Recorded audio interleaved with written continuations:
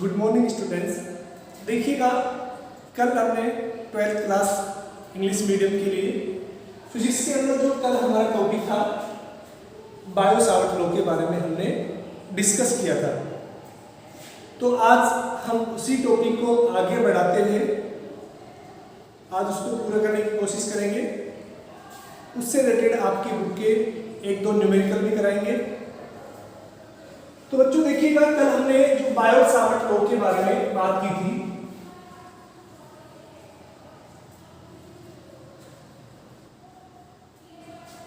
Chapter 4 का है ये आपका, ठीक है, इंग्लिश मीडियम के लिए, ठीक है। देखिएगा, कल जो हमने बायो-सावर्ट लॉ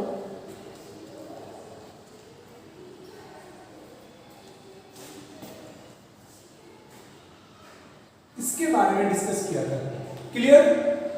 और बायो-सावर्ट लॉ के बारे में हमने लास्ट जो पढ़ा था dB equal to μ0 upon 4 pi I dl sin theta upon r square. ये हमने जो फॉर्मूला बायो-सावर्ट लॉ के लिए कैलकुलेट कर चुके थे, clear. dB equal to μ0 upon 4 पाई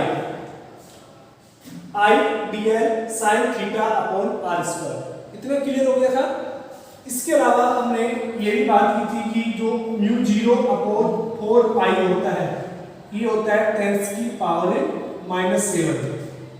एक कांस्टेंट है, इसकी यूनिट टेस्ला मीटर पर एम्पियर। ये क्या होती है, इसकी यूनिट होती है, ठीक है ना। यहां तक क्लियर हो गया था। अब देखिएगा, और इसको हम क्या बोलते थे, इस पूरे कांस्टेंट को बोलते थे परमेएबिलिटी ऑफ ए मीडियम, यानी μ0 अपॉन 4 पाई ये क्या कहलाता है, परमेएबिलिटी ऑफ ए मीडियम। यानी जो बायो-सावर्ट लॉ है वो मीडियम पर भी डिपेंड करता है। देखिएगा, जब आप कूलाम्ब फोर्स पढ़ते हैं, कूलाम्ब लॉ पढ़ते हैं, इसी को हम क्या बोलते हैं, इलेक्ट्रोस्टैटिक फोर्स। तो कूलाम्ब लॉ के अंदर क्या होता था, F equal to 1 upon 4 pi epsilon naught Q1 Q2 upon R square. ये क्या होता है, कूलाम्ब लॉ। यानी यहां पर जो एप्सिलॉन नॉट है इसको हम क्या बोलते हैं, परमिटिविटी।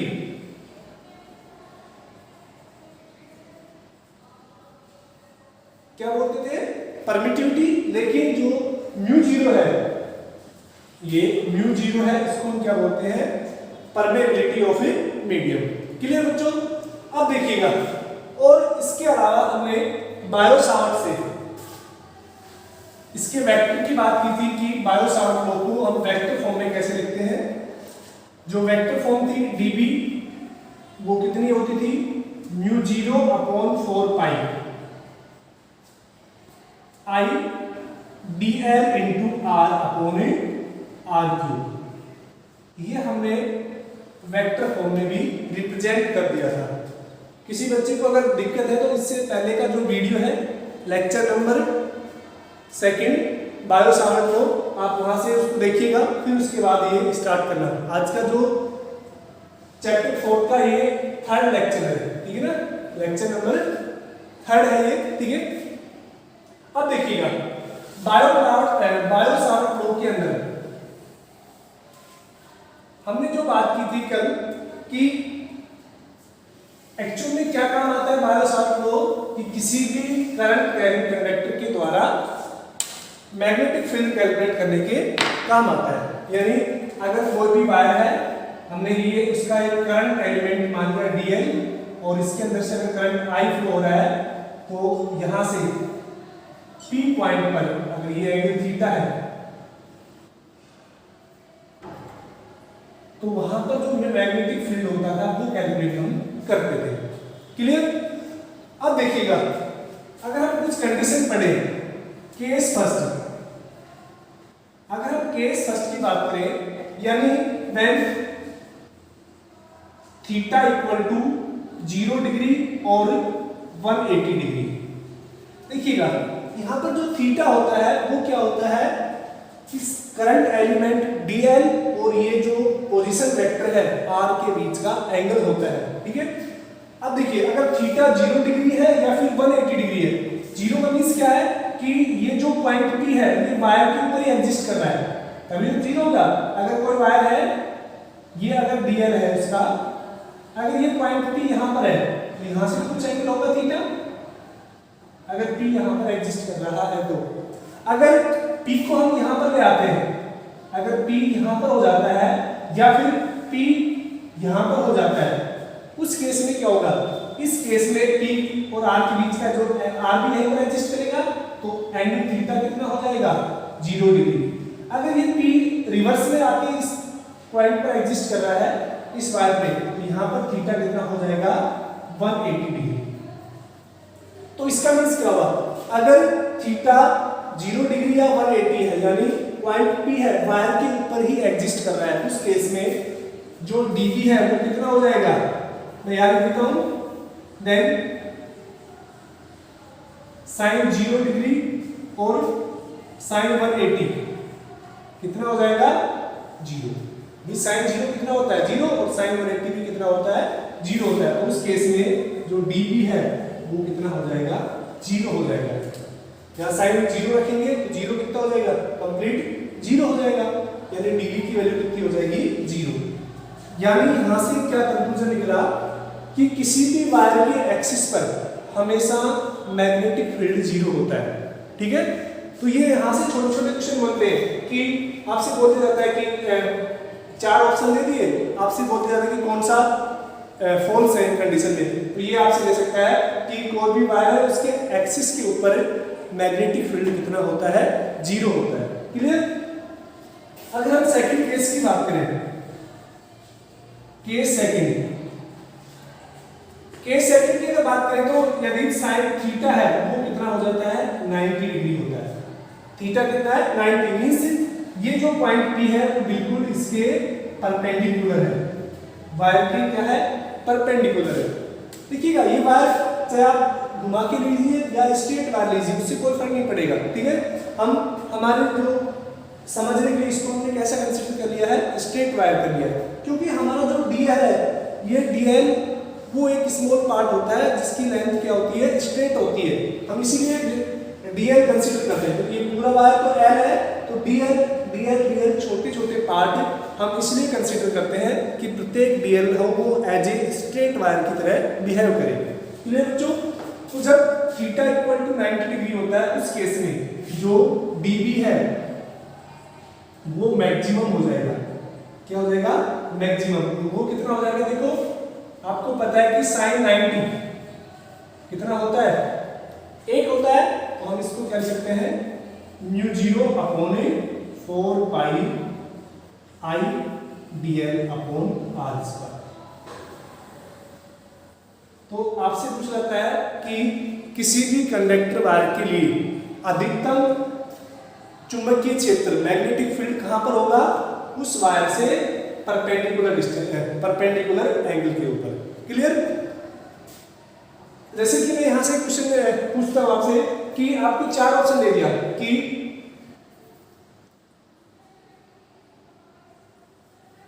सेलेक्टिव फॉल्स, मैं 4 ऑप्शन देता हूं, उसमें से आपको जो भी फॉल्स है वो सेलेक्ट करना है, ठीक है ना। कि magnetic field decrease by distance, कि मैग्नेटिक फील्ड डिस्टेंस के साथ डिक्रीज होता है या नहीं। देखिएगा फॉर्मूले में मैग्नेटिक फील्ड है जो dB वो डिस्टेंस के इनवर्सली प्रोपोर्शनल है, यानी ये कंडीशन क्या है, ट्रू है।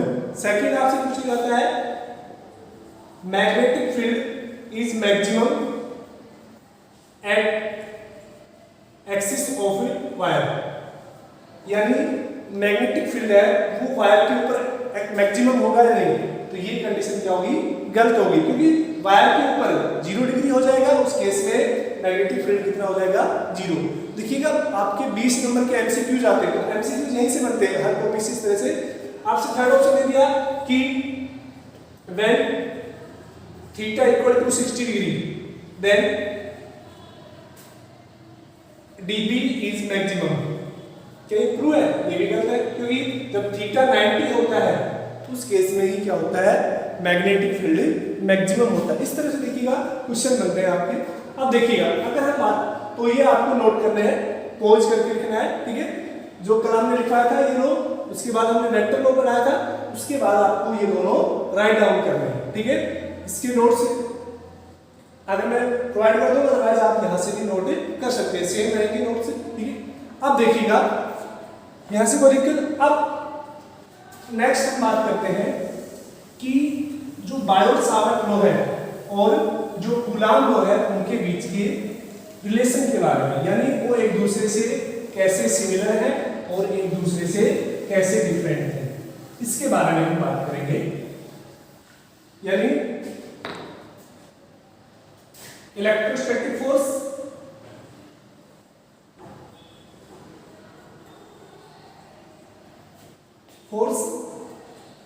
वर्सेस मैग्नेटिक फोर्स, ठीक है। या फिर हम इसको दूसरे नाम से क्या बोल सकते हैं, ये ठीक है ना, इलेक्ट्रोस्टैटिक फोर्स जिसको हम क्या बोलते हैं, कूलाम्ब लॉ बोलते हैं, ठीक है। और मैग्नेटिक फोर्स जो हमने कैलकुलेट किया है। अब देखिएगा, या फिर इसी को सेकंड नाम क्या बोल सकते हैं, कूलाम्ब फोर्स या कूलाम्ब लॉ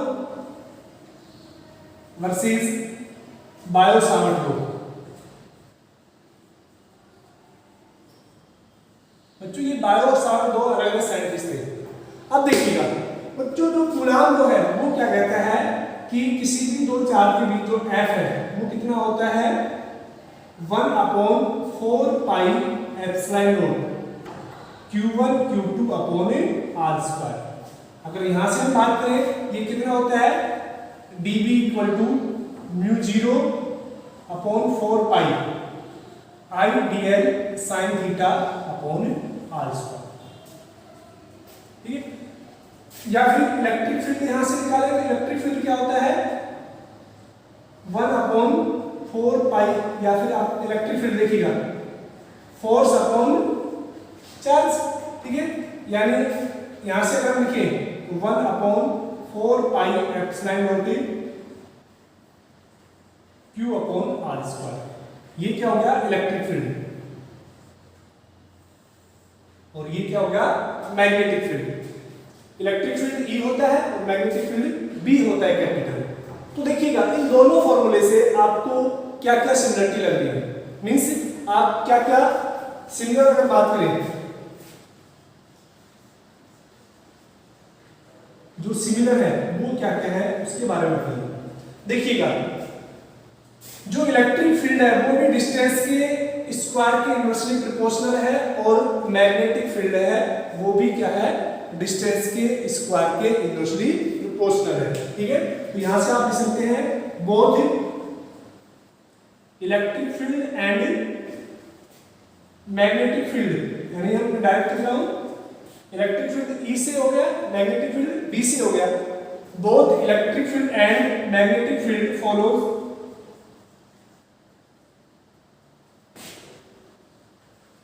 इनवर्स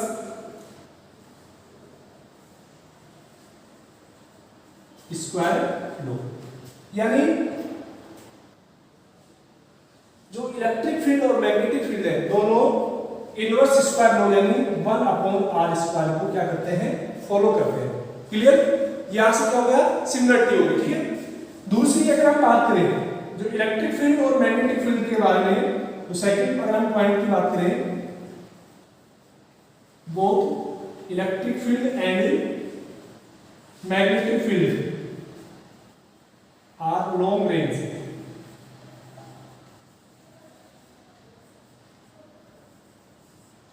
जो इलेक्ट्रिक फील्ड है और मैग्नेटिक फील्ड है वो दोनों क्या है, लॉन्ग रेंज फोर्स है। अगर हम थर्ड की बात करें, तीसरा पॉइंट बात करें, तो क्या होते हैं, both electric field and magnetic field follow superposition principle.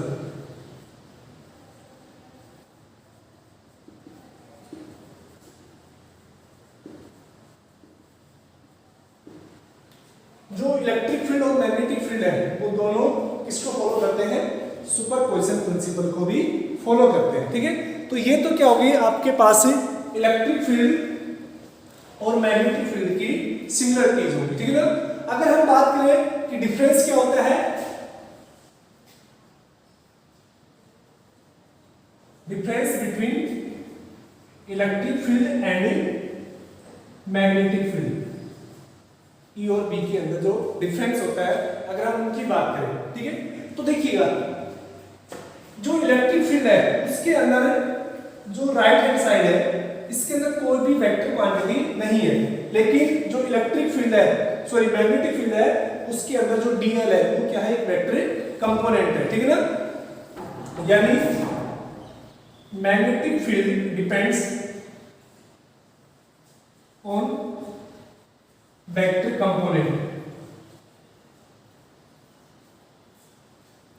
कौन सा वेक्टर कंपोनेंट है, डीएल, ये क्या है, ये वेक्टर कंपोनेंट है। ठीक है ना, इसके अलावा देखिएगा अगर हम बात करें इलेक्ट्रिक फील्ड के अंदर कहीं पे भी ट्रिग्नोमेट्रिक टर्म नहीं है, यानी साइन कोस थीटा नहीं है, या और लेकिन मैग्नेटिक फील्ड के अंदर क्या टर्म है, साइन थीटा, यानी मैग्नेटिक फील्ड वो एंगल पर भी डिपेंड करता है। जो मैग्नेटिक फील्ड भी है also depends on एंगल। ठीक है, क्योंकि इसके अंदर किसका टर्म्स है, साइन थीटा। ठीक है ना, तीसरा देखिएगा जो इलेक्ट्रिक फील्ड है उसकी जो डायरेक्शन होती है वो हमेशा क्या होती है, डिस्प्लेसमेंट वेक्टर के अलोंग होती है। यानी अगर हम इलेक्ट्रिक फील्ड निकालते हैं उसकी डायरेक्शन क्या होती है, जैसे कोई चार्ज है तो इलेक्ट्रिक फील्ड पॉजिटिव चार्ज है तो उससे इस तरह से होगा। मैग्नेटिक फील्ड के लिए जो डायरेक्शन है वो किस पर डिपेंड करती है, ये डिफरेंस है, यहां लिखता हूं, direction of a magnetic field also depends on plane. कैसे कि हमेशा जो डीएल प्लेन है यानी आईडीएल प्लेन है उसके हमेशा क्या होगी, वो परपेंडिकुलर होगी।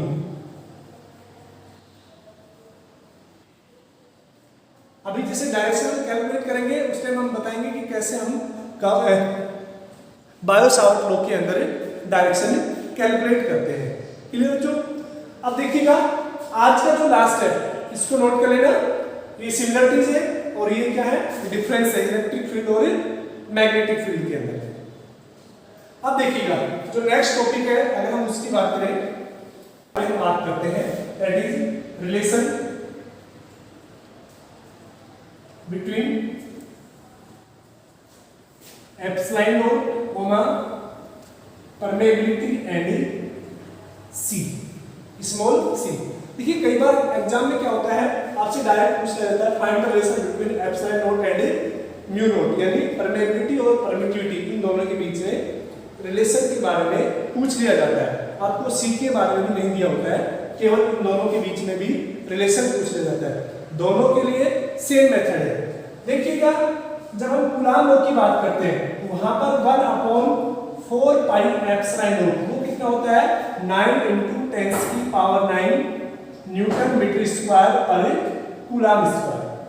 क्लियर बच्चों, तो यहां से अगर हम एप्सिलॉन नॉट की वैल्यू निकालें, एप्सिलॉन नॉट कितना हो जाएगा 1/4 pi into 9 × 10⁹ newton metre square पर कूलॉम। क्लियर, अब देखिएगा चलो हम इसको छोड़ देते हैं। अब और हमें ये भी पता है कि μ0/4 पाई ये कितना होता है 10⁻⁻⁷। क्लियर, इसका अगर यूनिट बात करें तो टेस्ला मीटर पर एम्पियर। क्लियर, तो यहां से देखिएगा μ0 कितना हो गया 4 पाई × 10⁻⁻⁷। इसको हम इक्वेशन फर्स्ट दे देते हैं और इक्वेशन सेकंड। अगर हम इक्वेशन फर्स्ट और सेकंड से बात करें, फर्स्ट एंड सेकंड से, तो कितना हो जाएगा, मल्टीप्लाई करते हैं, सीधा लिख देता हूं मैं equation first multiply by equation second. तो यहाँ से epsilon not into mu naught कितना हो जाएगा 1/4 पाई इंटू 9 इंटू 10 की पावर 9 इंटू अगर ऊपर की बात करें 4 पाई इंटू 10 की पावर -7। ये कैंसिल हो गया बच्चों यहाँ से। तो आपके पास क्या आ गया अगर एप्सिलॉन नॉट म्यू नॉट ये हो गया आपके पास 1/9 इंटू 10 की पावर 16। क्लियर? -7 नीचे आ गया तो क्या हो जाएगा +7 या फिर epsilon naught mu 0 equal to 1/3 into 10 की पावर 8 का स्क्वायर लिख सकते हैं। 3 इंटू 10 की पावर 8 का स्क्वायर सेम हो जाएगा। और आपको पता है 3 इंटू 10 की पावर 8 ये क्या होती है स्पीड ऑफ लाइट यानी 1/c स्क्वायर। क्लियर? या फिर आप इसको कह सकते हैं c equal to 1/√epsilon naught mu naught। That is the relation between mu naught epsilon naught and speed of light c। Clear? Unit क्या होगी बच्चों इसकी अगर आपसे पूछा गया है मीटर पर सेकंड, क्योंकि c क्या होता है स्पीड है लाइट की, तो ये क्या होगी इसकी यूनिट। तो यहां तक आपका बायो सावर्ट लॉ क्लियर हुआ। ठीक है, अब इससे रिलेटेड मैं एक छोटा सा न्यूमेरिकल करा देता हूँ आपका बुक के। उसके अलावा आपको 2-3 न्यूमेरिकल खुद करने हैं जो आपको आज अपडेट हो जाएंगे ग्रुप के अंदर। तो देखिएगा न्यूमेरिकल स्टार्ट करते हैं आज का।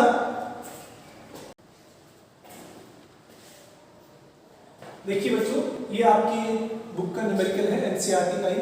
क्या कह रहा है कि एन एलिमेंट डेल्टा